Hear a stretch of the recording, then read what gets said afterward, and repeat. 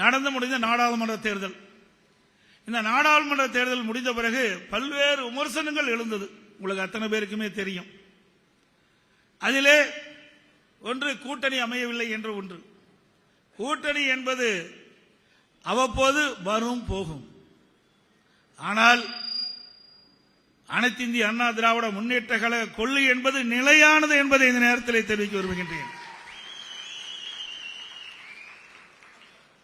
எனக்கு முன்னாலே பேசியவர்கள் குறிப்பிட்டார்கள். இதே புரட்சி தலைவி அம்மா அவர்கள் 2016ஆம் ஆண்டு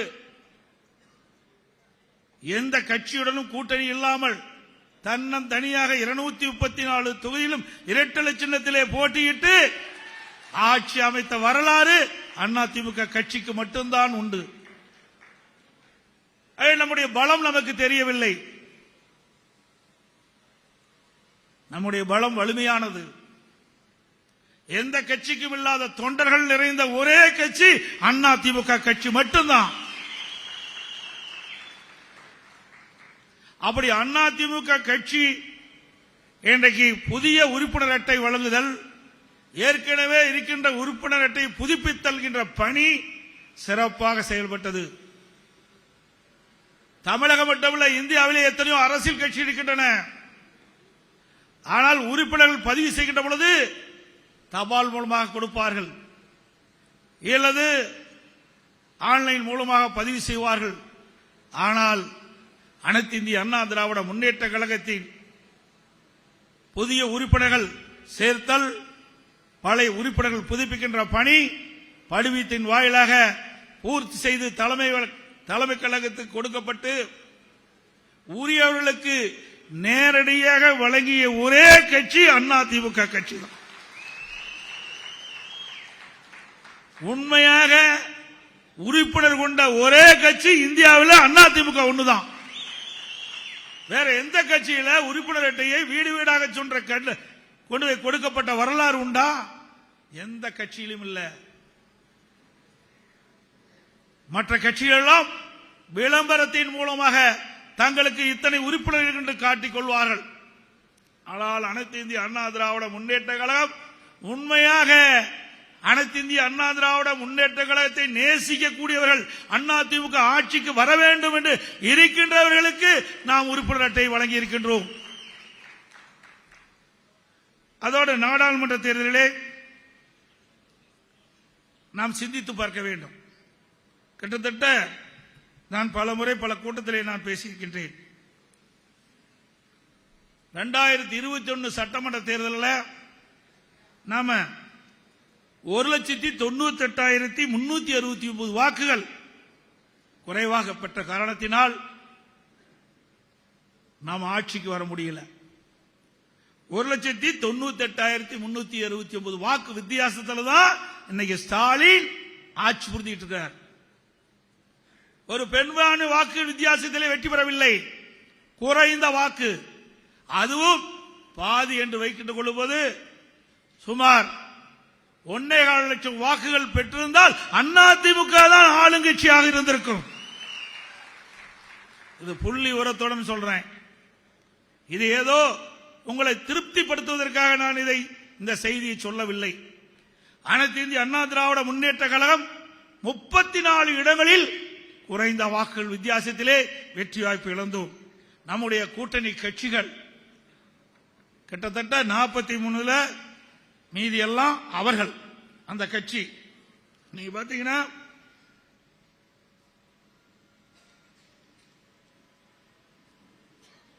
$50,000 வாக்குகளை 23 தொகுதி இழந்துட்டோம். வெறும் 50,000 வாக்குங்க. அனைத்து இந்திய அண்ணா திராவிட முன்னேற்ற கழக 23 வேட்பாளர்கள் 50,000 மொத்த வாக்கு. அந்த 50,000 வாக்குகள் பெற்றிருந்தால் 23 பேர் எம்எல்ஏ ஆயிருப்பாங்க அதிமுகவில். அதுக்கு பிறகு 5,000, 6,000, 7,000 இப்படி பார்க்கின்ற பொழுது மொத்தம் நம்ம கூட்டணியோட 43 இடங்கள் நாம் இழந்து விட்ட காரணத்தினாலே நாம் இன்றைக்கு ஆட்சி இழந்திருக்கின்றோம். ஏதோ பெரிய வாக்கு வித்தியாசத்தில் திமுக வெற்றி பெறல, பல்வேறு பொய்களை வாரி விட்டார்கள். 525 அறிவிப்பு எந்த கட்சியில 525 அறிவிப்புகள் வெளியிட்டாங்க? இந்தியாவில் எந்த அரசியல் கட்சியுமே இப்படி பச்சை பொய் சொல்லி மக்களை ஏமாற்றிய கட்சி எதுவுமே இல்ல. அது திமுக தான் மக்களை ஏமாற்றி இன்றைக்கு கொல்லைப்புறத்தின் வழியாக ஆட்சிக்கு வந்திருக்கின்றாங்க.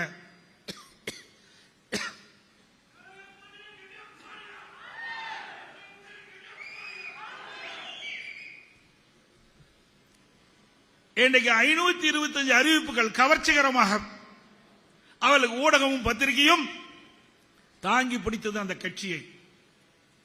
அதனால் அவர்கள் வெற்றி பெற்று வந்திருக்கின்றார்கள். இதே 2019 நீங்க எண்ணி பாருங்க.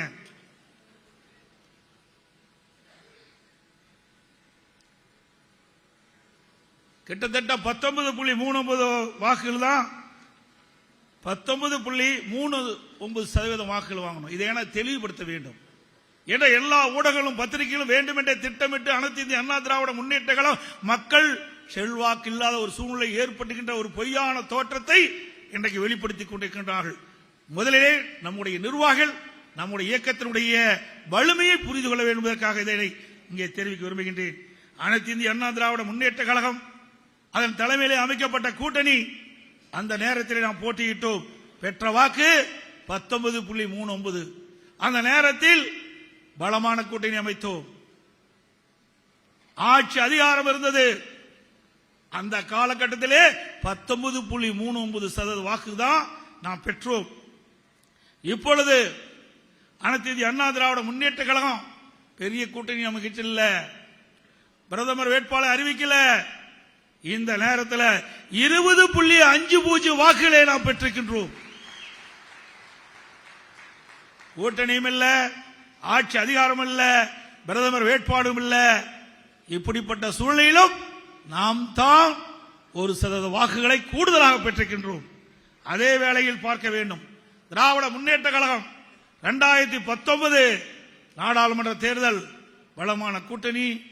அவர்களும் யார் பிரதமர் என்ற வேட்பாளரை முன்னிறுத்தினார்கள். அந்த சூழ்நிலையில் பல்வேறு பொய்யான அறிவிப்புகளை வெளியிட்டாங்க, கவர்ச்சிகரமான அறிவிப்புகளை வெளியிட்டாங்க. அந்த காலகட்டத்தில் 33.52% வாக்குகளை 2019 பெற்றார்கள். ஆனால் இன்றைய தினம் ஆளுகின்ற கட்சி திராவிட முன்னேற்ற கழக கட்சி, அதே கூட்டணி, அதே பிரதமர் வேட்பாளர், இன்றைய நிலை என்ன? 26.93% தான் வாக்குகளை பெற்றிருக்கின்றார்கள். அதாவது நடைபெற்று முடிந்த நாடாளுமன்ற தேர்தலிலே திராவிட முன்னேற்ற கழகம் அதனுடைய கூட்டணி ஒன்றாக சேர்ந்து போட்டியிட்டாலும் 6.59% வாக்குகள் திமுக குறைவாக பெற்றுகின்றது. அப்படி என்றால் மக்கள் திராவிட முன்னேற்ற கழகத்தை வெறுக்கின்றார்கள். அதனால்தான் சுமார் 6% குறைவான வாக்குகளை பெற்றுக்கிறார் என்பதை நாம் உணர வேண்டும். அதே நேரத்தில் 2019 தேர்தல் சிந்திச்சு பாருங்க. நாடாளுமன்ற தேர்தல் வந்தது, சட்டமன்ற இடைத்தேர்தல் 22 இடங்களில் வந்தது சுமார். அதுல 9 இடங்களிலே அதிமுக வெற்றி பெற்றது. நாடாளுமன்ற தேர்தல் வேறு, சட்டமன்ற தேர்தல் வேறு. நாடாளுமன்ற தேர்தலிலும் திமுக போட்டியிட்டது, சட்டமன்ற இடைத்தேர்தல் 22 இடங்களிலும் திமுக போட்டியிட்டது. ஆனால் நாடாளுமன்ற தேர்தலிலே திமுக அதிக வாக்குகளை பெற்றார்கள், சட்டமன்ற தேர்தலில் குறைவான வாக்குகளை பெற்றார்கள். அந்த 9 இடத்திலும் அண்ணா திமுக அதிகமான இடங்களை பெற்று வெற்றி பெற்றது. இதிலிருந்து நாம் புரிந்து கொள்ள வேண்டும், மத்தியிலே யார் ஆட்சிக்கு வர வேண்டும் என்று மக்கள் வாக்களிக்கின்றார்கள். தமிழகத்திலே யார் ஆள வேண்டும், யாரை ஆதரிக்க வேண்டும் என்ற நிலைப்பாட்டிலே மக்கள் இருக்கின்றார்கள், வாக்காளர் பெருமக்கள் இருக்கின்றார்கள். அப்படி இருக்கின்ற காரணத்தினால்தான் நாம் 9 இடங்களிலே 2019 சட்டமன்ற இடைத்தேர்தலே நாம் வெற்றி பெற்றிருக்கின்றோம். அதே போல இன்றைக்கு சில இடத்திலே பேசுகிறார்கள், பாரதிய ஜனதா கட்சிக்கு இன்றைக்கு கூடுதலாக வாக்கு கிடைக்கின்றது. இல்லை, தெளிவாக சொல்கின்றேன். 2014 அப்பொழுது பாரதிய ஜனதா கூட்டணி 18.80 ஓட்டு வாங்கினாங்க. அந்த கூட்டணி 18.80 கூட்டணி. 2024 18.28% தான் இன்றைக்கு வாக்குகள் பெற்றிருக்கிறாங்க. அப்படி பார்க்கும்போது 6% வாக்கு குறைவாகத்தான் அவர்கள் பெற்றிருக்கிறார் என்பதை நாம் எண்ணி பார்க்க வேண்டும். அதோட இன்றைக்கு 2014 பாரதிய ஜனதா கட்சி 8 தொகுதியில் போட்டியிட்டது. அதனுடைய வாக்கு சதவீதம் 5.56. இப்பொழுது 20 தொகுதியில் போட்டிருக்கிறாங்க. அதனுடைய வாக்கு சதவீதம் வர வேண்டும் என்றால் 13.15 இருக்கணும். ஆனா 2024 பாரதிய ஜனதா கட்சி அதனுடைய வேட்பாளர் போட்டியிட்டு வாங்கிய வாக்குகளுடைய சதவீதம் 11.24. அப்படி என்றால் 1.91% குறைவாக வாக்குகளை பெற்றுக்கின்றார். ஆக இந்த நாடாளுமன்ற தேர்தலிலே இந்த கட்சியை விட அனைத்து இந்திய அண்ணா திராவிட முன்னேற்ற கழகம் 1% வாக்குகள் கூடுதலாக பெற்று என்பதை இந்த நேரத்திலே தெரிவிக்க விரும்புகின்றேன். வேண்டுமென்றே திட்டமிட்ட ஊடகமும் பத்திரிகையும் பொய்யான செய்தி வெளியிட்டு திராவிட முன்னேற்ற கழக கட்சி தாங்கி பிடித்துக் கொண்டிருக்கின்றது. இந்த ஆட்சியும் இந்த ஊடகம் பத்திரிகையும் தான் தாங்கி பிடிக்குது. கட்சியும் திமுக கட்சியும் இந்த ஊடகம் பத்திரிகையும் தான் தாங்கி பிடித்து இன்றைக்கு காட்சி பார்க்கிறோம். அதே நேரத்தில் 2019 நாடாளுமன்ற தேர்தல் நடைபெற்றது. அப்பொழுது 39 நாடாளுமன்ற தேர்தலில் 234 தொகுதியில் 2 இடத்தில் தான் சட்டமன்றத்தில் நாம் வெற்றி பெற்றோம். அதே 2024 நாடாளுமன்ற தேர்தலை சந்தித்தோம். அந்த 39 நாடாளுமன்ற தேர்தலில் 234 தொகுதியில் 10 இடங்களிலே அதிமுக வெற்றி பெற்றிருக்கின்றது. ஆக அனைத்து இந்திய அண்ணா திராவிட முன்னேற்ற கழகம் மக்கள் செல்வாக்குள்ள இயக்கம் என்பதை இப்பொழுதும் நாம் நிரூபித்துக் கொண்டுதான் இருக்கின்றோம்.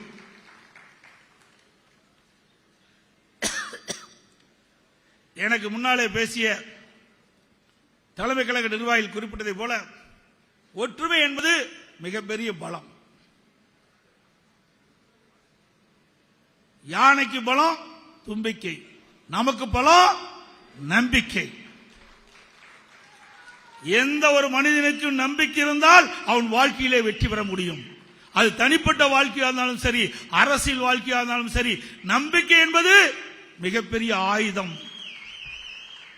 அந்த நம்பிக்கை இருந்தால் நிச்சயமாக ஒவ்வொருவரும் வாழ்க்கையிலே வெற்றி பெறலாம். அது அரசியலும் சரி, தனிப்பட்ட வாழ்க்கையிலும் சரி. அதை நாம் உணர வேண்டும். அதே போல எனக்கு முன்னாலே பேசியில் குறிப்பிட்டதை போல இன்றைக்கு தமிழகத்திலே பல்வேறு பிரச்சனைகள் இருந்து கொண்டிருக்கின்றது மக்களுக்கு. அதை ஆர்ப்பாட்டத்தின் மூலமாக, உண்ணாவிரதம் இருப்பதன் மூலமாக அந்த மக்களுக்கு ஆதரவாக நாம் செயல்பட வேண்டும். அங்கிருக்கின்ற பிரச்சனையை முன்னிறுத்தி மக்களுடைய ஆதரவை திரட்டி நாம் ஆர்ப்பாட்டம், உண்ணாவிரதம் போன்ற நிகழ்வுகளை நீங்கள் ஏற்படுத்த வேண்டும் என்று இந்த நேரத்தில் அன்போடு கேட்டுக்கொள்கின்றேன். அதே போல அனைத்து இந்திய அண்ணா திராவிட முன்னேற்ற கழகம் ஆட்சியில் இருக்கின்ற பொழுது எவ்வளவோ பிரச்சனைகள் இருந்தது, அத்தனையும் சமாளித்து தீர்வு கொண்டோம். அந்த காலகட்டத்தில் காவிரி நதிநீர் பிரச்சனை வந்தது. சட்ட போராட்டம் நடத்தி அதை வென்று காட்டிய கட்சி அதிமுக அரசு என்பதை நாம் நிலைநாட்டினோம். 50 ஆண்டு கால பிரச்சனை யாரும் முடிக்க முடியல, அதிமுக அரசு தான் முடித்தது. அதே போல டெல்டா மாவட்ட விவசாயிகள் தன்னுடைய நிலம் பறிபோய் விடுமே என்ற அச்சத்தில் இருக்கின்ற அந்த காலகட்டத்தில் அவளுக்கு அனைத்து இந்திய அண்ணா திராவிட முன்னேற்ற கழகம் பாதுகாப்பாக இருந்து அவருடைய நிலங்களை பாதுகாத்து பாதுகாக்கப்பட்ட வேளாண் மண்டலம் என்ற அற்புதமான ஒரு பாதுகாப்பை அந்த விவசாயிகளுக்கு கொடுத்ததும் அதிமுக அரசு. ஆட்சி பொறுப்பேற்கின்ற பொழுது கடுமையான வறட்சி, குடிப்பதற்கு கூட தண்ணீர் கிடையாது. சென்னையிலே அண்டை மாவட்டத்திலிருந்து ரயில் மூலம் தண்ணீரை கொண்டு வந்த நிலை, அந்த வறட்சியான காலத்திலும் மக்களை பாதுகாத்த அரசாங்கம் அதிமுக அரசாங்கம். பேரிடர் காலம் அதிமுக வந்த புயல் எந்த ஆட்சியிலும் அல்ல. அத்தனை புயல் எதிர்கொண்டோம். அம்மா இருக்கின்ற போதும் தானே புயல் வந்தது. வர்தா புயல் நம்ம இடத்திலே வந்தது. பிறகு கஜா புயல் டெல்டா மாவட்டத்தை புரட்டி போட்டு போய்விட்டது. அந்த மாவட்டமே சீரழிந்து இருக்கின்ற காட்சியை நாம் பார்த்தோம். அத்தனையும் சீர் செய்து மீண்டும் இயல்பு நிலைக்கு கொண்டு வந்த ஒரே அரசாங்கம் அதிமுக அரசாங்கம். விவசாயிகளுக்கு பயிர் காப்பீட்டு திட்டம், ஒரே ஒரு இடத்தில் 2 முறை விவசாயிகள் பாதிக்கப்பட்டார்கள் பேரிடர் காலங்களிலே. அந்த காலகட்டத்தில் 2 முறை விவசாயிகளுக்கு பயிர் இழப்பீட்டு பெற்று தந்த ஒரே அரசாங்கம் அதிமுக அரசாங்கம்.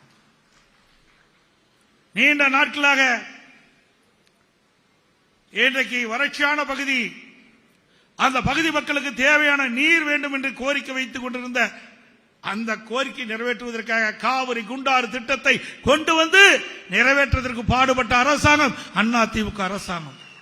கிடப்பிலே போட்ட அரசாங்கம் திரு ஸ்டாலின் தலைமையில் இருக்கின்ற அரசாங்கம். பல்வேறு திட்டங்கள், 1 2 பல்வேறு திட்டங்களை நாம் நிறைவேற்றி கொடுத்தோம். எவ்வளவு தீர்மானத்திலே கொண்டு வந்தோம். இன்றைக்கு விடியா திமுக அரசு திரு ஸ்டாலின் தலைமையில் இருக்கின்ற அரசாங்கம் இதையெல்லாம் கிடப்பிலே போட்டுவிட்டது. அதையெல்லாம் நிறைவேற்றுவதற்காக நாம் இன்றைக்கு தீர்மானத்தின் வடிவிலே கொண்டு வந்து நிறைவேற்றுகின்றோம். கழக ஆட்சி இருக்கின்ற பொழுது அரசு பள்ளியை படித்த மாணவர்கள் சுமார் 41% அரசு பள்ளியை படிக்கின்ற மாணவர்கள் அவர்கள் மருத்துவராக வேண்டும், பல் மருத்துவராக வேண்டும் என்று நீண்ட நாட்கள் கனவு. அந்த கனவை நனவாக்கின்ற விதமாக உள் இடஒதுக்கீடை கொண்டு வந்து 7.5% உள் இடஒதுக்கீடை கொண்டு வந்து இன்றைய தினம் 3160 பேர் மருத்துவராக பயின்று கொண்டிருக்கின்றார்கள். ₹1 செலவு இல்லாம முழுவதும் அரசாங்கமே அந்த மருத்துவ கட்டணத்தை ஏற்றுக்கொண்டு இன்றைக்கு ஏழை எளிய ஒடுக்கப்பட்ட நசுக்கப்பட்ட கடைக்கோட்டில் இருக்கின்ற சாமானிய மகன் கூட இன்றைக்கு மருத்துவராகக்கூடிய காட்சி அதிமுக ஆட்சியிலே தான் இருந்தது என்பதை நாம் எண்ணி பார்க்க வேண்டும். அதே போல அரசு மருத்துவக் கல்லூரி ஒரே ஆண்டில் 11 மருத்துவக் கல்லூரி, 6 சட்டக்கல்லூரி. அதிமுக ஆட்சியிலே கலை மற்றும் அறிவியல் கல்லூரி 40க்கும் மேற்பட்ட கலை மற்றும் அறிவியல் கல்லூரி, கால்நடை மருத்துவக் கல்லூரி 3 ஆராய்ச்சி நிலையத்தோட, கால்நடை பூங்கா 1000 கோடியில பிரம்மாண்டமான கால்நடை பூங்கா இன்னும் திறக்க முடியாது இருக்கிறாங்க.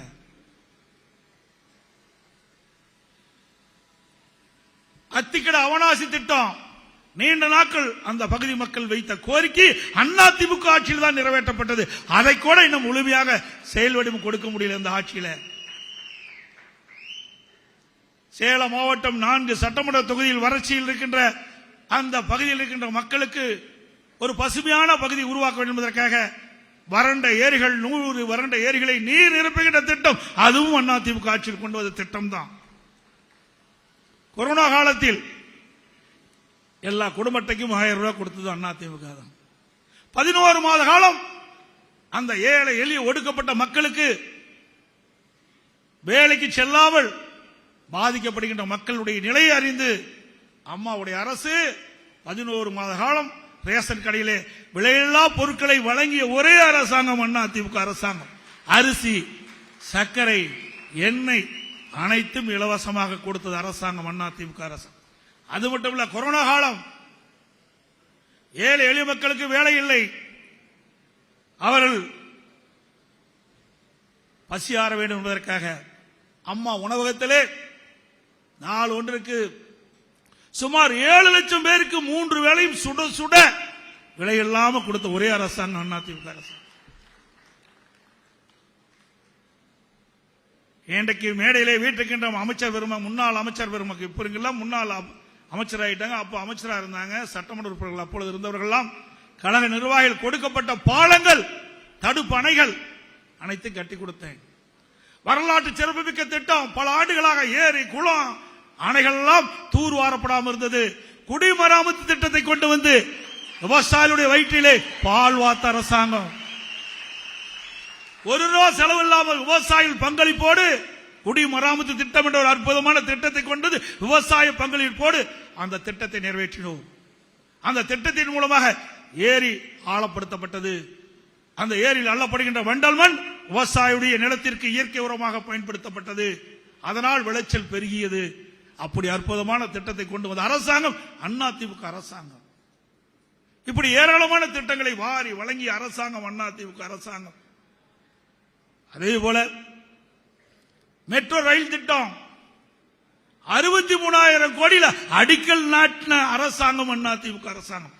இந்திய வரலாற்றிலேயே ஒரே திட்டத்திற்கு 63,000 கோடி நிதி ஒதுக்கீடு கிடையாது. அந்த வரலாற்றை படைத்ததும் அதிமுக அரசாங்கம் தான்.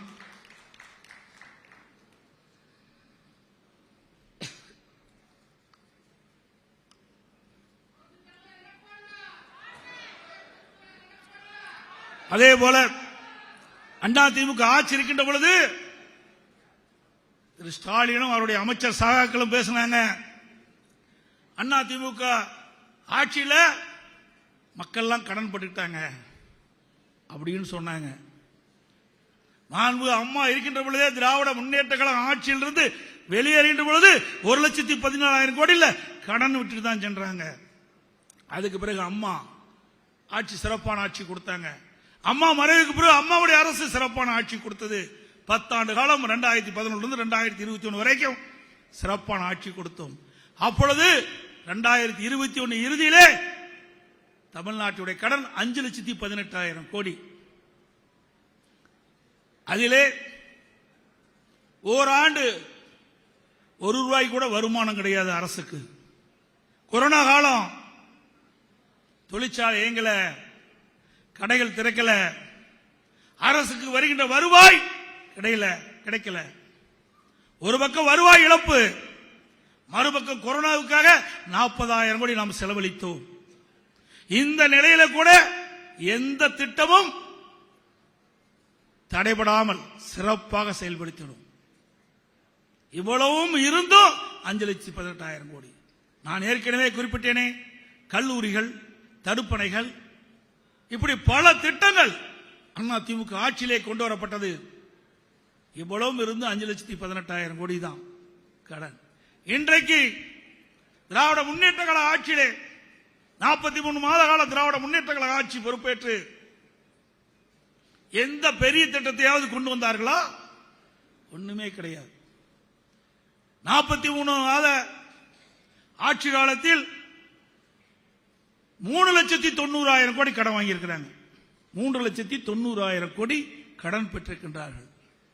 எந்த ஒரு பெரிய புதிய திட்டமும் வரல, ஆனா கடன் மட்டும் வாங்கிட்டு இருக்கிறாங்க. ஒரு நிர்வாக திறமையற்ற பொம்மை முதலமைச்சர் தமிழகத்தை ஆண்ட காரணத்தினாலே இன்றைக்கு நம்மை தமிழகத்தினுடைய நிதி படுபாதாளத்தில் கொண்டு போய் சென்றடை செய்து விட்டார். 3,90,000 கோடி என்று சாதாரணம் அல்ல. இப்படி கடன் வாங்கினாலும் பரவாயில்ல, அதுக்கு ஏதாவது திட்டத்தை செயல்பட்டா ஒண்ணும் கிடையாது. இவர்கள் ஆட்சிக்கு வந்த பிறகு கார் பந்தயம் நடத்துறார். இதுதான் நாட்டுக்கு தேவையா? ஏங்க, பல 100 கோடி செலவு பண்ணி நகரத்தின், சென்னை மாநகரத்தின் மைய பகுதியில் கார் பந்தயம் நடத்துறார். இவரெல்லாம் ஏழை மக்களுக்கு நன்மை செய்யக்கூடிய அரசு. சிந்தித்து பாருங்கள், கார் பந்தயம் தேவையா?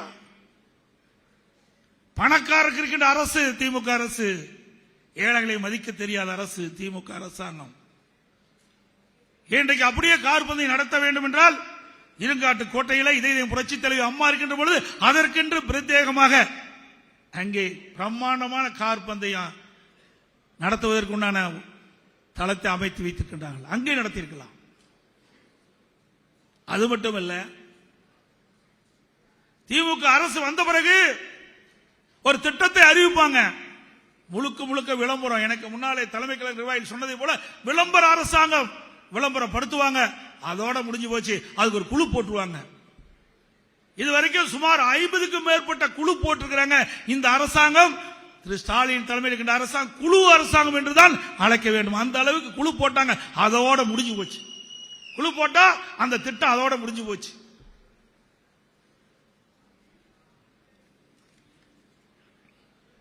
அதோட திமுக 2021 சட்டமன்ற பொதுத் தேர்தலும் போது நிறைவேற்ற முடியாத 525 அறிவிப்புகளை வெளியிட்டாங்க. இதுவரைக்கும் எவ்வளவு அறிவிப்புகள் நடைமுறைப்படுத்தியிருக்கிறாங்க?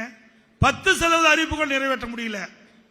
ஆனா திரு ஸ்டாலின் பேசுகின்ற பொழுதும் சரி, திமுக கட்சி சேர்ந்த நிர்வாகிகள், அமைச்சர் பெருமக்கள் பேசுகின்ற பொழுதும் சரி, 98% திராவிட முன்னேற்ற கழக தேர்தலில் அறிவிக்கப்பட்ட அறிவிப்பு நிறைவேற்றப்பட்டது என்ற ஒரு பொய்யான செய்தி வெளிப்படுத்திட்டு இருக்கிறாங்க. எங்க நிறைவேற்றினீங்க? வெள்ளை அறிக்கை விடுங்கன்னு சொன்னா கிண்டலும் கேலியும் பேசுறாங்க. இதற்கெல்லாம் 2026 சட்டமன்ற தேர்தலில் திமுக தலைவர் ஸ்டாலின் பதில் சொல்லி ஆக வேண்டும். கொடுக்கப்பட்ட வாக்குறுதியை நிறைவேற்ற முடியாத காரணத்தினால் அரசு ஊழியர்கள் போராட்டம், போக்குவரத்து ஊழியர்கள் போராட்டம், விவசாயிகள் போராட்டம், பகுதி நேர ஆசிரியர்கள் போராட்டம், மருத்துவ அதிகாரிகள் போராட்டம், இப்படி தமிழ்நாடு முழுவதும் கடந்த ஓராண்டு காலம் திமுக போராட்டத்தை சந்தித்துக் கொண்டிருக்கின்றது. அதோடு எனக்கு முன்னாலே பேசியில் குறிப்பிட்டதை போல திராவிட முன்னேற்ற கழகம் ஆட்சி பொறுப்புக்கு வந்தவுடன் மக்கள் எதிர்பார்த்தாங்க. அந்த எதிர்பார்ப்புக்கு மாறாகத்தான் திமுக ஆட்சி நடந்து கொண்டிருக்கின்றது. இன்றைக்கு விலைவாசி உயர்ந்து விட்டது. அனைத்து இந்திய அண்ணா திராவிட முன்னேற்ற கழகம் ஆட்சி இருக்கின்ற பொழுது 1 கிலோ பொன்னி அரிசி 55 ரூபாய்க்கு வித்தது. திராவிட முன்னேற்ற கழகம் ஆட்சியில 1 கிலோ பொன்னி அரிசி 75 ரூபாய்க்கு விற்குது. அதோட பால் விலை உயர்வு, மின் கட்டணம் 52% உயர்வு, ஆண்டுக்கு 6% உயர்த்தப்படுகிறது. வீட்டு வரி 100% உயர்வு, கடை வரி 150% உயர்வு, தொழில் வரி உயர்வு, பத்திரப்பதிவு கட்டணம் உயர்வு, கட்டுமான பொருட்கள் கேட்க வேண்டியதே இல்லை, அந்த அளவுக்கு உயர்வு. அதோட கெயினின் விலை அதுவும் உயர்த்திட்டாங்க.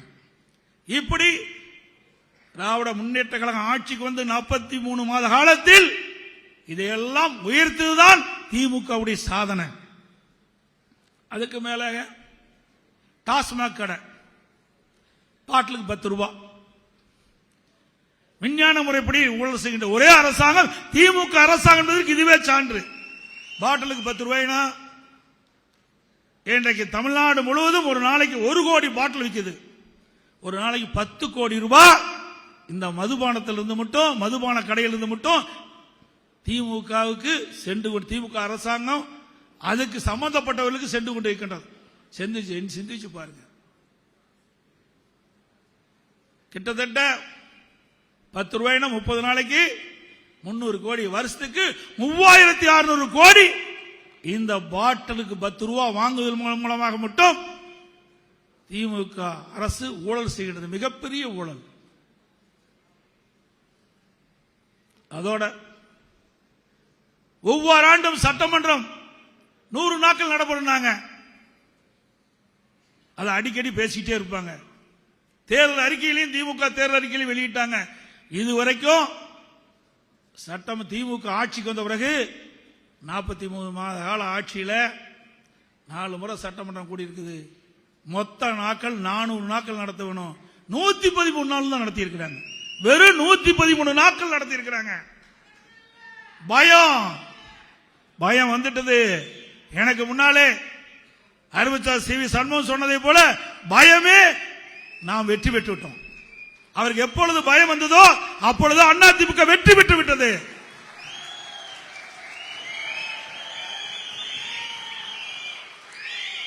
ஒவ்வொரு ஆண்டும் மழைக்கால கூட்டத்தொடர் நடைபெறும். அது எல்லா ஆட்சியில் நடைபெறும். ஆனா இப்பொழுது டிசம்பர் மாசத்தில் நடந்து முடிஞ்சது. 2 நாள் நடத்தி முடிச்சிருக்கிறாங்க. 2 நாள்ல நடத்தி முடித்த வரலாறு படுத்ததும் திமுக அரசாங்கம் தான். அதுவும் 2 நாள்ல 1 நாள் தான் பேச விட்டாங்க. அதுவும் பிரதான எதிர்க்கட்சி அதிமுக. அதில் ஒருவருக்கு தான் அந்த வாய்ப்பு கிடைச்சது. அந்த ஒருவருக்கு வாய்ப்பு கிடைச்சது கூட 10 நிமிடம் தான் கொடுத்தாங்க. அதிமுக கட்சியை பார்த்து ஆளுகின்ற கட்சி பயம் வந்து விட்டது.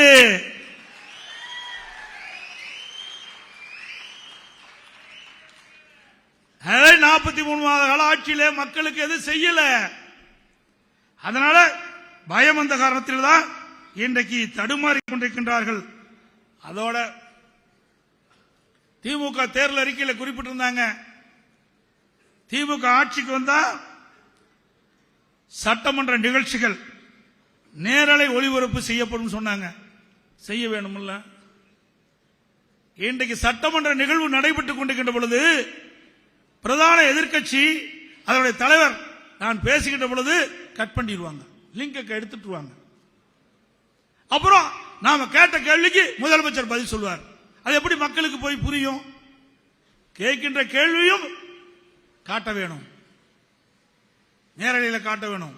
அதுக்குண்டான பதிலும் மக்கள் தெரிஞ்சா தானே புரிந்து கொள்ள முடியும் மக்கள். வேண்டுமென்றே திட்டமிட்டு அனைத்து இந்திய அண்ணா திராவிட முன்னேற்ற கழகம் பிரதான எதிர்க்கட்சி நம்முடைய சட்டமன்றம் பேசுவதை காட்டுவதே கிடையாது. அண்மையில் பார்த்திருப்பீங்க, டங்ஸ்டன் சுரங்கத்தை பத்தி பேசணும். ஒரே ஒரு நாள் தாங்க ஒளிபரப்பு பண்ணா, அதிலே ஆடி போயிட்டார் ஸ்டாலின். ஒரே ஒரு நாள்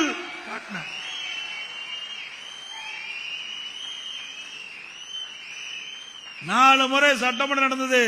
4 முறை நான் பேசுவதை ஒளிபரப்பு செய்திருந்தால் திராவிட முன்னேற்ற கழக அரசே இருந்திருக்காது. நான் மட்டுமல்ல, நம்முடைய கழக சட்டமன்ற உறுப்பினர்கள் சிறப்பாக பேசினாங்க. எதையுமே ஒளிபரப்பு பண்ணல, இருட்டடிப்பு தான் செஞ்சாங்க. நீ எதை செய்தாலும் மக்கள் எங்கள் பக்கம் இருக்கின்றார்கள்.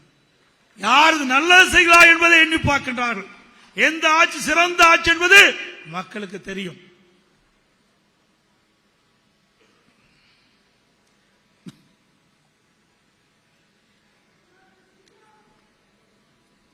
அதோட அண்ணா திமுக கட்சிக்காரர் மீது பொய் வழக்கு போடுவது, தகவல் தொழில்நுட்ப பிரிவை சேர்ந்த நம்முடைய நிர்வாகிகள், ஐடி நிர்வாகிகள், அவர் வலைதளங்களில் இந்த ஆட்சியுடைய அவலங்களை வலைதளம் மூலமாக வெளிப்படுத்துறாங்க. அவள் மீது வழக்கு போடுவது இது கோழைத்தனம் அல்ல?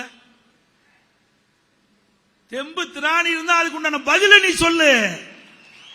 எங்களுடைய ஐடி நிர்வாகிகள் வலைதளம் மூலமாக செய்தி வெளியிடுறாங்க, அதுக்கு உண்டான பதிலத்து சொன்னா பரவாயில்ல.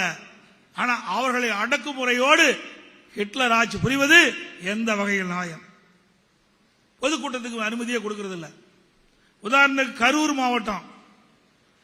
மாவட்டத்தில் பொதுக்கூட்டத்துக்கு அனுமதி கொடுக்கிறது இல்ல. அம்மா பிறந்தநாள் பொதுக்கூட்டம் அனுமதி கொடுக்கிறது இல்ல. பொன்மலைச்சம்பல் புரட்சி தலைவர் எம்ஜிஆருடைய பிறந்தநாள் கூட்டம் அனுமதி கொடுக்கிறது இல்ல. கட்சி தொடங்கப்பட்ட அதுக்கும் கொடுப்பதில்லை. எல்லாமே நீதிமன்றம் போய் நீதிமன்றத்தை ஆணை பெற்றுதான் பொதுக்கூட்டம் நடத்துகிறோம். இந்த அளவுக்கு வஞ்சகத்தனம் எதற்காக? ஏன் பயப்படுற? நீங்க தான் சிறப்பான ஆட்சி நடத்துறீங்களா, அப்புறம் ஏன் பொதுக்கூட்டம் நடத்துவதற்கு தடையே? ஸ்டாலின் அவர்களே, நீங்க எவ்வளவு தூரம் எங்களுக்கு நெருக்கடி கொடுக்கிறோமோ அவ்வளவு தூரம் அண்ணா திமுக வளரும்.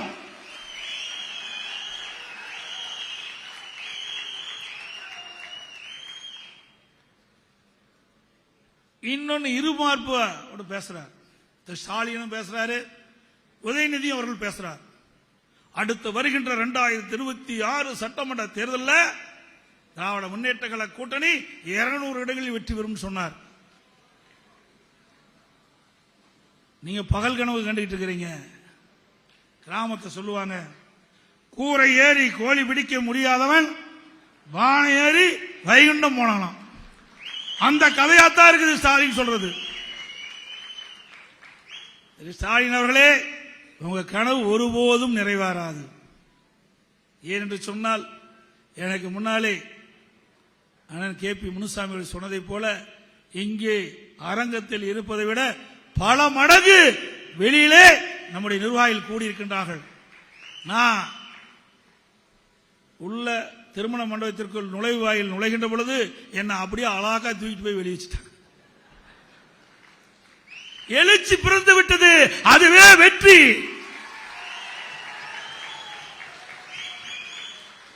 கிராமத்தில் சொல்லுவாங்க, ஒரு விதை முளைக்கின்ற பொழுது அதனுடைய விளைச்சல் எப்படி இருக்கு என்பது கணிப்பார்கள். அதே போல அனைத்து இந்திய அண்ணா திராவிட முன்னேற்ற கழக எழுச்சி அடுத்து வருகின்ற 2026 சட்டமன்ற தேர்தலில் வெற்றி.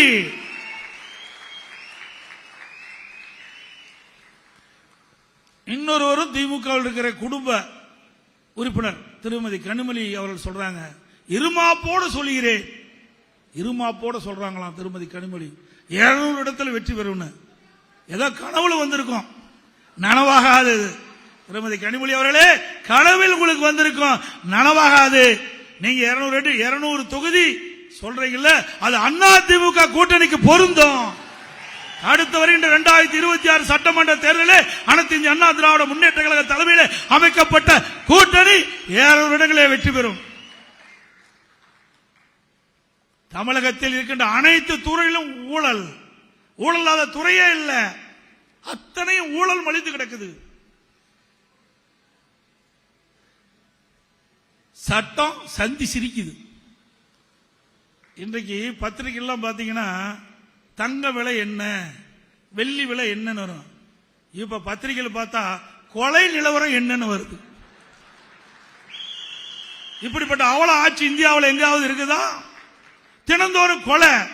இன்னைக்கு திருப்பூர்ல இன்னைக்கு கிராமத்தில் 3 பேர் படுகொலை செஞ்சிருக்கிறாங்க. அடுத்த நாள் அவனாசியில நடைபயணம் மேற்கொண்டார், அவரை வெட்டி சாய்க்கிறாங்க. அதுக்கு அடுத்த நாள் திருப்பூர்ல ஒரு பெண்மணி இருசக்கர வாகனத்தில் சாலை வழியா சென்று கொண்டிருக்கின்ற பொழுது 2 பேர் வழிமறித்து கத்தியில குத்துறாங்க. ஒரு மாவட்டத்தில் மட்டும் ஒரே வாரத்தில் இவ்வளவு சம்பவம் நடந்திருக்குது. இப்படி நாள்தோறும் கொலை, கொள்ளை, திருட்டு, வழிப்பறிவு, பாலியல் வன்கொடுமை நடக்கின்ற ஒரே அரசாங்கம் திமுக அரசாங்கம் தான். ஆனா இதையெல்லாம் கூட்டணியில் இருக்க திமுக கூட்டணி இருக்கின்ற கட்சிகளை கண்டுகொள்வதே இல்லை. திமுக இருக்கின்ற கூட்டணி கட்சிகள்லாம் கண்டுகொள்வதே இல்லை. மக்கள் பிரச்சனையை அவர்கள் நினைப்பதும் இல்லை. திரு ஸ்டாலின் பேசுகிறார், திராவிட முன்னேற்ற கழக தலைமையிலே அங்கம் வைக்கின்ற கூட்டணிகள் எல்லாம் ஒரே கொள்கையுடைய கட்சின்னு. அப்படின்னு எதுக்கு தனித்தனி கட்சி வச்சிருக்கிறீங்க? எல்லாம் திமுகவோடய சேர்த்திடலாம்.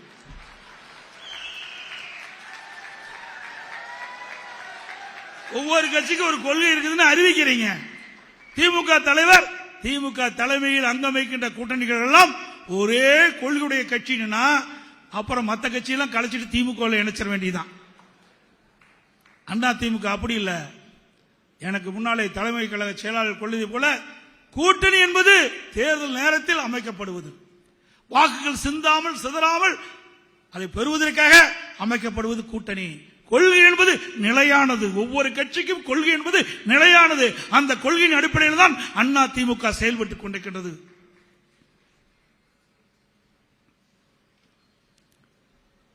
திராவிட முன்னேற்ற கழக அரசு அமைந்து 43 மாத காலம் உருண்டு ஓடிட்டது. இதனுடைய சாதனை என்னன்னா கமிஷன், கலெக்ஷன், கரப்ஷன். மிகப்பெரிய சாதனை, வேற ஒண்ணுமே கிடையாது. மற்றொன்று, இந்தியாவிலேயே ஊழலுக்காக கலைக்கப்பட்ட ஒரே அரசாங்கம் திமுக அரசாங்கம் தான். ஊழலின் ஊற்றுக்கண் திமுக. அடுத்த சாதனை, உதயநிதி அவர்களை துணை முதலமைச்சர் ஆக்கணும் தான் சாதனை, வேற எந்த சாதனையும் கிடையாது.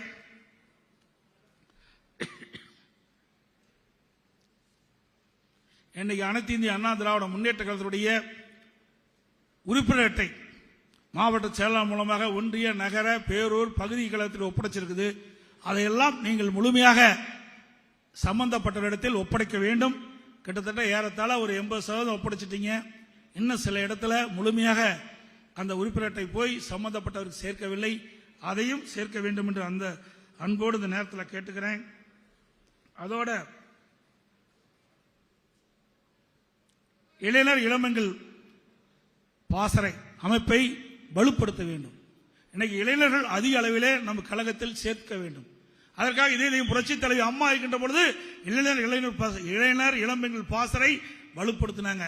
அதே போல நம்முடைய மாவட்ட செயலாளர்கள், வருகின்ற ஒன்றிய செயலாளர், நகர செயலாளர், பேரூர் செயலாளர், பகுதி செயலாளர்கள் தங்கள் பகுதியிலே இளைஞர் இளம்பெண்கள் பாசறை அமைப்பை அதிக அளவிலே உருவாக்க வேண்டும். அதிக அளவிலே இளைஞர்களை சேர்க்கப்பட வேண்டும். அப்படி சேர்க்கின்ற பொழுது 30 வயதிற்கு உட்பட்டவர்கள் நீங்க சேர்க்க வேண்டும். அதற்கு உறுப்பினர் படிவம் தலைமை கழகத்தில் இருக்கின்றது. மாவட்ட செயலாளர்கள் அதை பெற்றுக்கொண்டு அங்கங்கே சம்பந்தப்பட்ட பொறுப்பாளர்களை ஒன்றிய செயலாளர், நகர செயலாளர், பேரூர் செயலாளர், பகுதி செயலாளரை ஒப்படைத்து அதை முறையாக செயல்படுத்த வேண்டும் என்று அன்போடு இந்த நேரத்தில் கேட்டுக்கொள்றேன். அதோட வாக்காளர் பட்டியல் வெளியிட்டிருக்கிறாங்க. அந்த வாக்காளர் பட்டியலில் நம்ம கட்சியை சேர்ந்த ஒரு பல பேர் நீக்கப்பட்டிருக்கிறாங்க. இன்னும் சொல்ல போனா பல பேர் கடிதம் வந்திருக்குது. நீங்கள் 2 இடத்தில் 3 இடத்தில் நீங்க வாக்காளர் பட்டியல் இடம் பெற்றிருக்கிறீங்க, ஏன் என்று விளக்கம் கேட்டிருக்கிறாங்க. அதை சரியாக செய்யுங்க. நீங்க நாமக்கல் மாவட்டத்தில் பாத்தீங்கன்னா பல்லாயிரக்கணக்கான பேருக்கு இப்படிப்பட்ட கடிதம் வந்திருக்குது. சேலத்தில் கூட வந்திருக்குது. ஆக ஒவ்வொரு தொகுதியிலும் அனைத்து இந்திய அண்ணா திராவிட முன்னேற்ற கழகத்திற்கு வாக்களிக்கக்கூடியவர்களை குறிவைத்து இந்த கடிதம் இருக்கின்றாக. இந்த கடிதம் வருகிற 28ஆம் தேதிக்குள் அதற்கு தகுந்த விளக்கம் கொடுத்தால் அந்த வாக்காளர் பட்டியலிருந்து பெயர் நீக்கப்படாது. அப்படி தகுந்த விளக்கம் கொடுக்காவிட்டால் நீங்கள் இடம்பெற்றிருக்கின்ற வாக்காளர் பட்டியலிருந்து அந்த வாக்காளர்கள் நீக்கப்பட்டு விடுவார்கள்.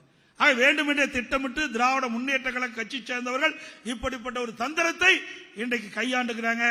ஆகவே நம்முடைய மாவட்ட செயலாளர்கள், வருகின்ற ஒன்றிய செயலாளர், நகர செயலாளர், பேரு செயலாளர், பகுதி செயலாளர்கள் விழிப்போடு இருந்து தங்கள் பகுதியிலே இப்படிப்பட்ட கடிதம் எந்த வாக்காளருக்கு வந்திருந்தால் அதை உரிய முறையிலே உரிய அதிகாரத்திலே அந்த விளக்கத்தை கொடுத்து நாம் அந்த வாக்காளர் பட்டியலிருந்து தொடர வேண்டும்.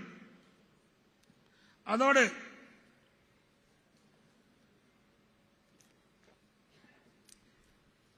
தமிழகத்தில் 68,467 பூத் பாகம் இருக்குது.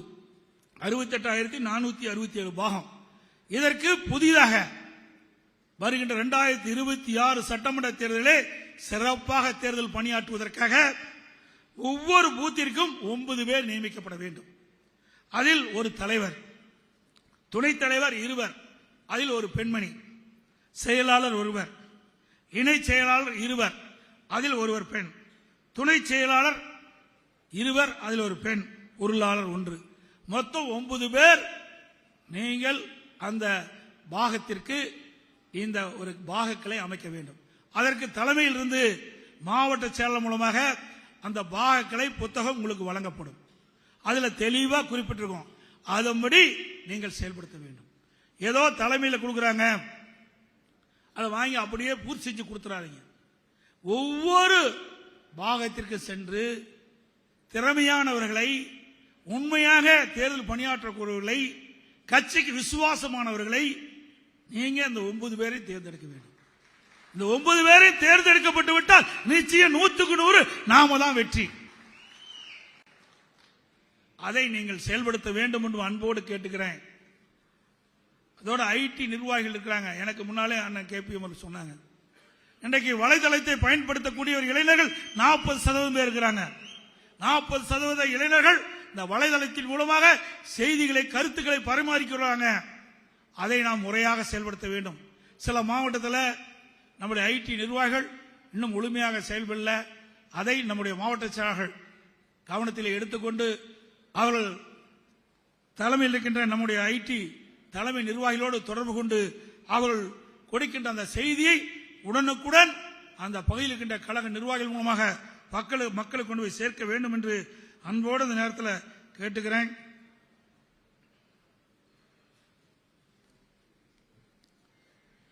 அனைத்து இந்திய அண்ணா திராவிட முன்னேற்ற கழக கட்சி தான் ஜனநாயக கட்சி. அனைத்து இந்திய அண்ணா திராவிட முன்னேற்ற கழகம் தான் ஜனநாயக அமைப்புள்ள ஒரே இயக்கம் தமிழ்நாட்டிலும் சரி, இந்தியாவிலும் சரி ஒண்ணுதான். இன்றைக்கு அனைத்து இந்திய அண்ணா திராவிட முன்னேற்ற கழகத்திற்கு தலைமைக்கு விசுவாசமாக தங்கள் பகுதியிலே தலைமை கொடுக்கப்படுகின்ற அந்த பணியை சிறப்பாக செயல்படுத்தக்கூடியவர்கள் யாராக இருந்தாலும் உங்கள் வீட்டு கதவை தட்டி உங்களுக்கு பதவி தரக்கூடிய ஒரே இயக்கம் அதிமுக ஒண்ணுதான். அதனாலதான் நடந்து முடிந்த நாடாளுமன்ற தேர்தலில் ஒன்றிய செயலாளர்களுக்கு பல பேருக்கு ஒன்றிய செயலாளருக்கு நாங்க வாய்ப்பு கொடுத்தோம். அதுபோல கழகத்தில் இருக்கின்ற நிர்வாகிகளுக்கு பல பேருக்கு நாடாளுமன்ற தேர்தலில் போட்டியிடுகின்ற வாய்ப்பை அதிமுக தலைமை வழங்கப்பட்டுள்ளது என்பதையும் நேரத்திலே தெரிவித்துக் கொள்கின்றேன். அதே போல வருகின்ற 2026 சட்டமன்ற தேர்தலிலும் வந்திருக்கின்ற பொதுக்குழு உறுப்பினர்கள் சிறப்பாக செயல்படுகின்றவர்களுக்கு, தலைமை மீது விசுவாசமாக இருக்கின்றவர்களுக்கு நிச்சயமாக சட்டமன்ற தேர்தலில் போட்டியிடுவதற்கு வாய்ப்பு கிடைக்கும் என்பதை தெரிவித்துக்கிறேன்.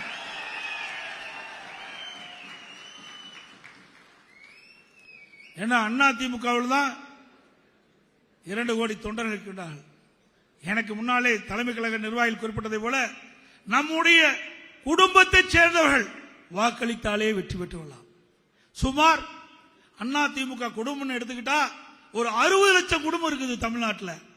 இந்த 60 லட்சம் குடும்பம் இருக்கின்ற அந்த மக்கள் வாக்களித்தாவே பெருவாரியான வாக்கு வித்தியாசத்தில் வெற்றி பெறலாம். அதையும் நீங்கள் கவனத்தில் எடுத்துக்கொள்ள வேண்டும் என்று கேட்கிறேன். இன்னும் 14 மாதம் தான் இருக்குது. இந்த டிசம்பர்லேருந்து அடுத்த ஜனவரியிலிருந்து அடுத்த ஜனவரி, பிப்ரவரி, மார்ச் மாசம் தேர்தல் அறிவிச்சுறாங்க. இந்த 14 மாத கால உழைப்பு தான் 2024 வெற்றியை கொடுக்கும். நீங்க எந்த அளவுக்கு இன்னைக்கு கட்சி வளர்ச்சி பணியில் ஈடுபடுறீங்க, எந்த அளவுக்கு மக்கள் பிரச்சனையில் ஈடுபடுறீங்க, அதை பொறுத்து நமக்கு வெற்றி வாய்ப்பு பிரகாசமா இருக்கும். ஏன்னா இன்னைக்கு திமுகவை மக்கள் வெறுக்க ஆரம்பிச்சுட்டாங்க. மக்களோட ஆட்சி என்று மக்கள் முடிவு பண்ணிட்டாங்க. இந்த சந்தர்ப்பத்தை நல்ல முறையிலே பயன்படுத்திக் கொள்ள வேண்டும். எனக்கு முன்னாலே அறிவிச்சர் சி வி சண்முகம் குறிப்பிட்டாரே, இன்றைக்கு மக்களை பார்க்கவே திமுக பொறுப்பாளர்கள் அஞ்சுகிறார்கள். ஏன் அமைச்சரே பயப்படுறாங்க, உள்ள போயிட்டு வெளியே வர முடியல. அண்ணா திமுக ஆட்சி இருக்கின்ற வரை எல்லா இடத்துக்கும் நிர்வாகிகளும் சட்டமன்ற அமைச்சரும் போனாங்க. அப்படிப்பட்ட அற்புதமான ஆட்சி நம்ம கொடுத்தோம், மக்கள் விரும்புகின்ற ஆட்சி கொடுத்தோம். ஆனா இன்றைக்கு 43 மாத திராவிட முன்னேற்ற கழக ஆட்சியிலே மக்கள் வெறுக்கின்ற அளவிற்கு இந்த ஆட்சி இருக்கிறது என்று சிந்தித்து பாருங்க. அதனாலதான் விரும்பத்தகாத சம்பவம், அந்த வெள்ள பாதிப்பு ஏற்படுகின்ற பொழுது அமைச்சர் பார்க்கின்ற பொழுது விரும்பத்தகாத சம்பவம் நடைபெற்றது. பல்வேறு இடங்களிலே சட்டமன்ற உறுப்பினர்களை விடல, பல அமைச்சர்களை கேள்வி கேட்கின்ற நிலைக்கு மக்கள் வந்துட்டாங்க. ஆக மக்கள் இந்த ஆட்சியை வெறுக்க ஆரம்பிச்சுட்டாங்க. எப்பொழுது இந்த ஆட்சி முடிவுக்கு வரும், எப்பொழுது அண்ணா திமுக ஆட்சி மலரும் என்று மக்கள் எதிர்பார்த்துக் கொண்டிருக்கிறாங்க.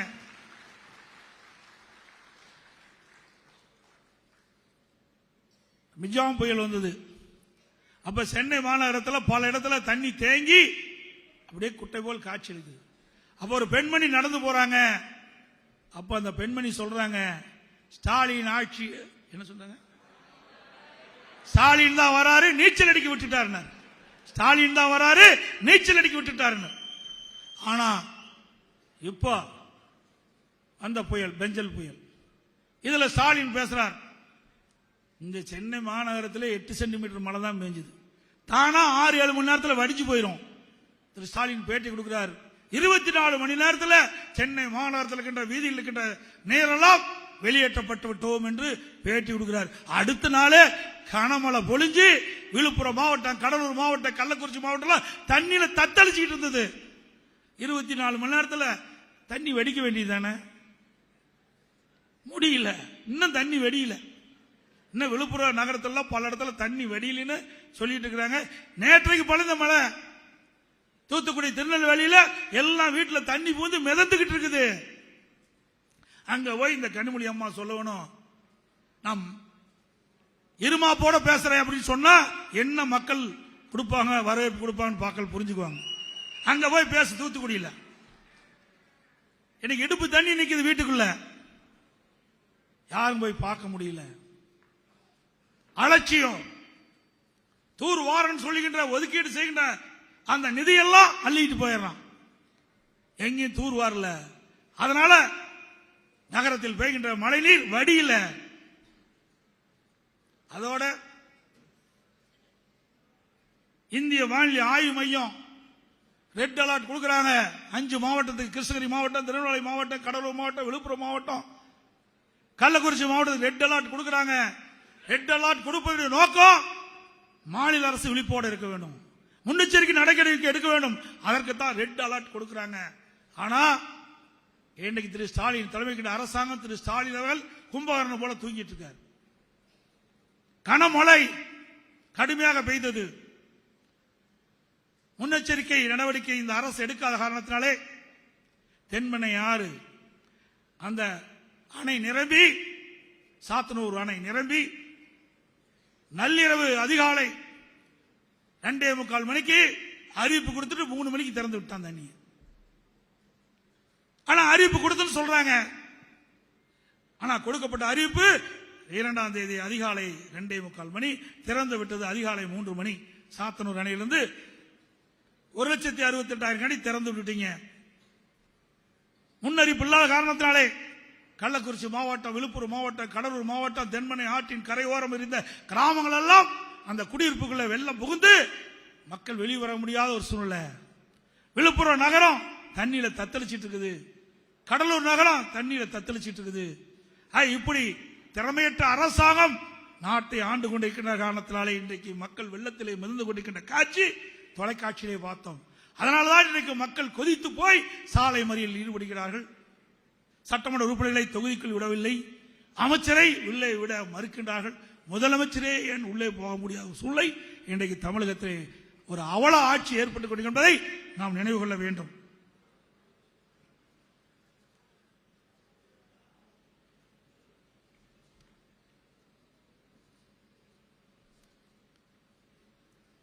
$234 தொகுதியிலும் ஜனவரி மாதம் இறுதியில் நான் சுற்றுப்பயணம் மேற்கொள்வேன் என்பதை இந்த நேரத்தில் தெரிவித்துக் கொள்கிறேன். இங்கே வந்திருக்கின்ற ஒன்றியச்சால், நகரச்சால், பேருச்சால், பகுதிச்சால், மாவட்ட கழகச்சால் மூலமாக 234 தொகுதியிலும் தமிழ்நாடு முழுவதும் சூறாவளி சுற்றுப்பயணம் சென்று மக்களை சந்தித்து இந்த ஆட்சியுடைய அவலங்களை எடுத்து சொல்லுவோம். நான் உங்களுக்காக இரவு பகல் பாராமல் பணியாற்றிக் கொண்டிருக்கின்றேன். உங்களுக்காக நான் துணை இருப்பேன். அதேபோல் கழகத்திற்கு நீங்கள் துணை இருக்க வேண்டும். மீண்டும் 2026 மக்களோட ஆட்சியை அகற்றப்படுவதற்கு நாம் சூளுரை ஏற்க வேண்டும் என்று நேரத்திலே தெரிவித்துக் கொள்கின்றேன்.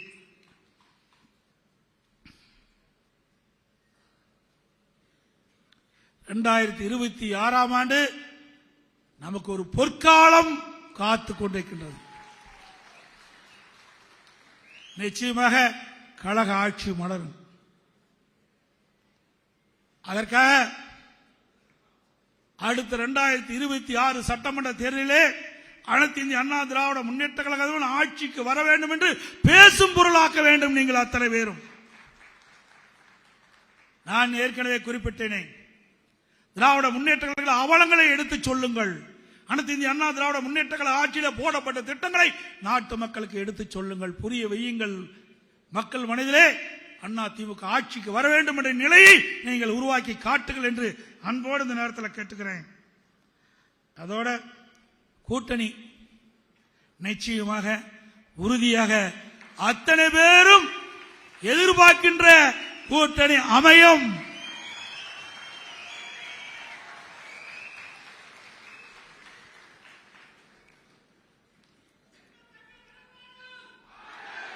நீங்களே எண்ணி பார்ப்பீங்க. இப்படித்தான் ஏற்கனவே பொதுச் செயலாளர் சொன்னாரு நாடாளுமன்ற தேர்தலில் அப்படின்னு பல பேர் நினைக்க தோணும். நாடாளுமன்ற தேர்தல் வேறு, சட்டமன்ற தேர்தல் வேறு.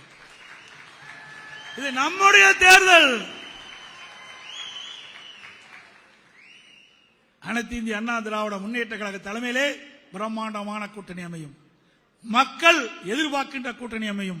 கழக நிர்வாகிகள், தொண்டர்கள் எதிர்பார்க்கின்ற கூட்டணி அமையும். மக்கள் விரும்புகின்ற கூட்டணி அமையும்.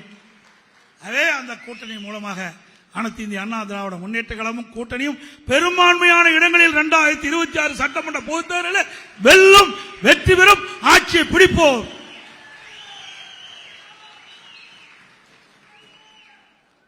கடந்த கால ஆட்சி வேறு, 2026 வருகின்ற ஆட்சி வேறு விதமாக இருக்கும்.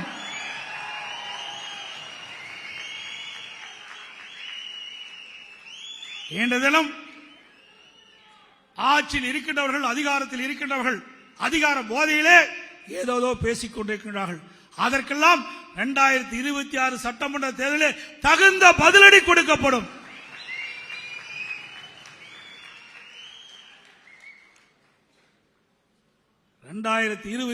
தேர்தல் குடும்ப ஆட்சிக்கு முற்றுப்புள்ளி வைக்கின்ற தேர்தலாக இருக்கும். என்ன திரு கருணாநிதி குடும்பம் என்ன மன்னர் குடும்பமா? மன்னர் ஆட்சியில் தான் மன்னருக்கு பிறகு அவருடைய மகன் முடிசூட்டிக் கொள்வார்.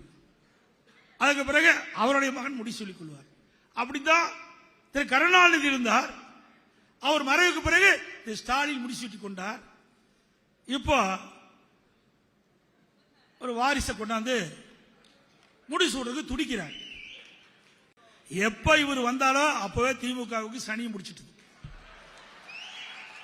யார் வந்தாலும் உங்களுக்கு தெரியும். ஆகவே திரு ஸ்டாலின் அவர்களே, உங்களுடைய கனவு ஒருபோதும் நிறைவேறாது. மக்கள் ஒருமுறை ஏமாந்து உங்களுக்கு வாக்களித்து விட்டார்கள். கவர்ச்சிகரமாக பேசி மக்களை ஏமாற்றி தந்திரமாக நீங்க ஆட்சிக்கு வந்து விட்டீர்கள், கொள்ளைப்புறமாக. ஆனால் 2026 மக்கள் விழித்துக் கொண்டார்கள். அதனால் நிச்சயமாக 2026 அதிமுக ஆட்சி மலரும். குடும்ப ஆட்சிக்கு முற்றுப்புள்ளி வைக்கும், வாரிசு அரசியலுக்கு முற்றுப்புள்ளி வைக்கின்ற தேர்தலாக இந்த தேர்தல் அமையும். இன்னைக்கு திமுக காரனே நொந்து போயிருக்கிறான். அதுவும் திமுக அமைச்சர்கள்லாம் முகத்துல பிரகாசமே இல்லை. நான் சட்டமன்றத்தில் வந்து பார்க்கிறேன், நம்முடைய சட்டமன்ற உறுப்பினர்லாம் அமர்ந்து பார்க்கிறோம். ஏன்னா அந்த கட்சியில உழைக்கிறவர்களுக்கு அங்க மதிப்பு கிடையாது, மரியாதை கிடையாது. மூத்த அமைச்சர்கள் இருக்கிறாங்க. திரு கருணாநிதி காலத்திலையும் அமைச்சரா இருந்தாங்க, ஸ்டாலின் அமைச்சர்களையும் அமைச்சராக இருக்கிறாங்க. அவர்களெல்லாம் துணை முதலமைச்சர் கிடையாது. திரு கருணாநிதி குடும்பத்தில் பிறந்த என்ற ஒரே காரணத்திற்காக அவரை எம்எல்ஏ ஆக்குறாங்க, பிறகு அமைச்சராக்குறாங்க, பிறகு துணை முதலமைச்சர் ஆக்குறாங்க. ஆக கருணாநிதி குடும்பத்தில் பிறந்தாதான் இவ்வளவு பதவி உயரும் கிடைக்கும் என்ற நிலையில திமுக வந்துட்டது. திமுக கட்சி அல்ல, அது ஒரு கார்பரேட் கம்பெனி ஆகிவிட்டது. குடும்ப உறுப்பினர்கள் தான் அங்கே ஆட்சி அதிகாரம் செலுத்த முடியும். ஆனா அப்படிப்பட்ட நிலைமை 2026 மாற்றி காட்டப்படுவார்கள் மக்களால். ஆகவே வந்திருக்கின்ற மாவட்ட கழக செயலாளர்கள், ஒன்றிய செயலாளர், நகர செயலாளர், பேரூர் செயலாளர், பகுதி செயலாளர், செயற்குழு உறுப்பினர், பொதுக்குழு உறுப்பினர் அத்தனை பேரும் ஒருமித்த கருத்தோடு பணியாற்ற வேண்டும். நமக்குள் அங்கங்கே சிறு சிறு கருத்து வேறுபாடு இருந்தாலும் அதையெல்லாம் கலைந்து ஒற்றுமையாக இருந்து தலைமை கழகம் அறிவிக்கின்ற வேட்பாளரை வெற்றி பெற செய்வதற்கு நீங்கள் பாடுபட வேண்டும் என்று அன்போடு இந்த நேரத்தில் கேட்டுக்கொள்கின்றேன். இன்றைக்கு அனைத்து இந்திய அண்ணா திராவிட முன்னேற்ற கழகம் தொண்டன் எழுச்சியாக வந்து விட்டான், மக்கள் எழுச்சியாக இருக்கின்றால் இதை நல்ல முறையில் நாம் பயன்படுத்திக் கொள்ள வேண்டும் என்று அன்போடு இந்த நேரத்தில் கேட்டு வருகின்ற பொதுக்குழு உறுப்பினர்கள் அத்தனை பேரும் இன்றைக்கு சிறப்பு அழைப்பாளர்களும் இன்றைக்கு வீடு செல்லுகின்ற பொழுது பத்திரமாக வாகனத்தில் செல்ல வேண்டும் என்று அன்போடு இந்த நேரத்தில் கேட்டுக்கிறேன். அதோட இங்கே வருகின்ற அனைவருக்கும் அசைவ உணவு, சைவ உணவு இரண்டும் தயார் நிலையில் வைத்திருக்கின்றோம். நீங்கள் அந்த உணவை அழகாக உண்டு மகிழ்ந்து வீடு செல்லலாம். அமைதியாக இருங்க. அடுத்து எனக்கு பின்னாலே அருமை சகோதரர் திரு தங்கமணி அவர்கள் நன்றி உரையாற்றிருக்கின்றாங்க, அதையும் கேட்டுட்டு எழுந்து போங்க. ஆகவே மிக இந்த வரலாற்று சிறப்புமிக்க செயற்குழு கூட்டம் ஒரு வரலாற்று சிறப்புமிக்க 2026 சட்டமன்ற தேர்தலை படைப்போம். அதுவே நம்முடைய லட்சியம். பொன்மன சம்பள புரட்சி தலைவர் எம்ஜிஆர், நீதியம் புரட்சி தலைவர் அம்மா இருவரும் தன்னுடைய ஆட்சியை தமிழகத்தில் மலர செய்வோம் என்று சொல்லி வாய்ப்புக்கு நன்றி கூறி விடைபெறுகின்றேன். நன்றி, வணக்கம்.